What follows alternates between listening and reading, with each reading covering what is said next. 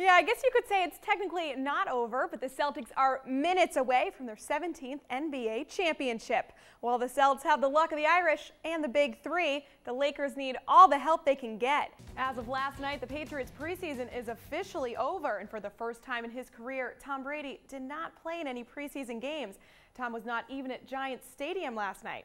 Brady said this week he'll be ready to play in the first real game a week from Sunday. Exactly 1 year ago, Clay Buchholz pitched a no-hitter in his second Major League start against the Orioles. While Clay is back down in the minors, the Sox are in full swing. Pat's post-game reaction after last night's loss to the Ravens, but first, some Sox news. Hard to believe we're already talking about football, considering there is still a pennant chase going on in baseball. And that's where we begin tonight.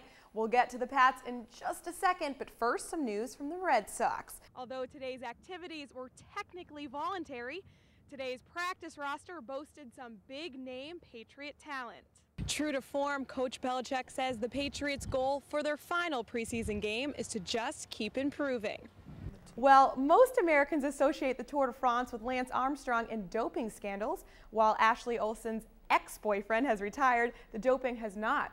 Coco admitted that playing hurt was a good move for the Sox, but not necessarily a smart move for him as a player. Today is about more than just golf.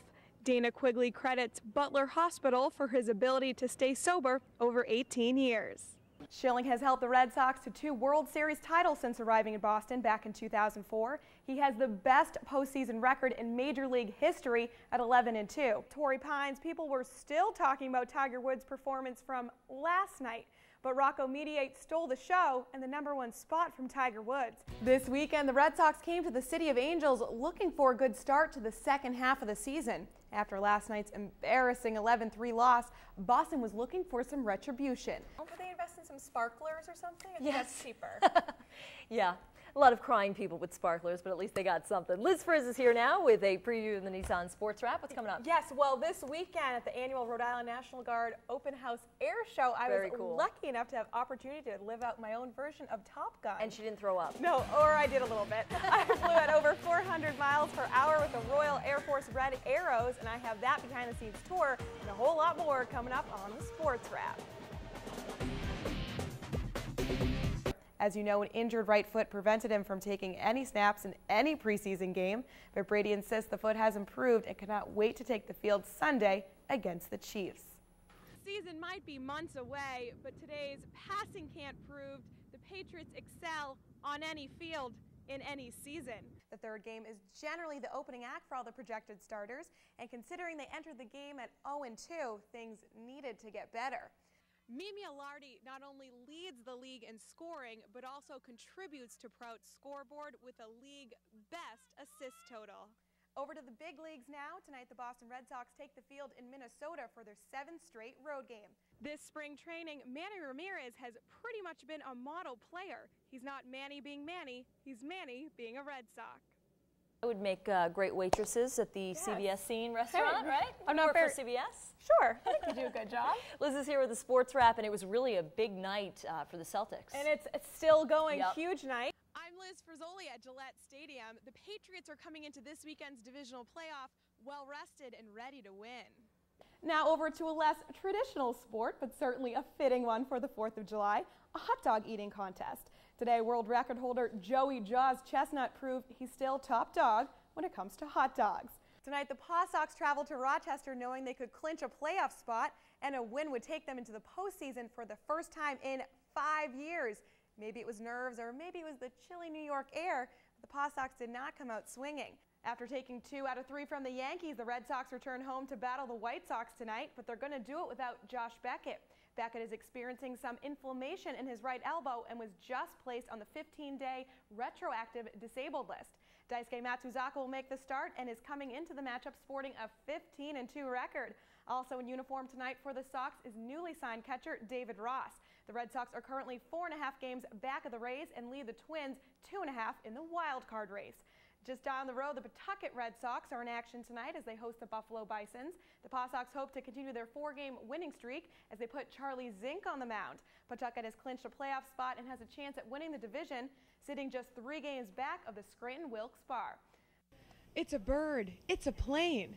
It's an aerobie. Aerobie is it's a flying disc. It was originated somewhere in the early 80s, and just a game we started to play, a bunch of us, just for fun and exercise. 25 years old, maybe even older than that you've always been around. So I just, through the years, stumbled upon them, and it's just, once you get the hang of it, it's not like a Frisbee. A common misconception a lot of people have is to throw it like a Frisbee, and you kind of throw it from the hip and hook it, and it hooks, you know, naturally to one side or the other. So if you can learn to throw it flat, it becomes very interesting, and when you try to master it, it's fun. But don't be fooled. This high-paced game of catch is not just for seasoned athletes. No, anybody can play, which is the beauty of it. Any age, any gender. You know, you can take someone that's, you know, 100 pounds and they can throw it 100 yards. It's just, it's really fun. Because girls play, guys play, and you don't really need to do too much running around. But if you want to, if you want to make it harder, you can play it farther. Or if you want to play short, you can play short. It just depends on how far you throw it.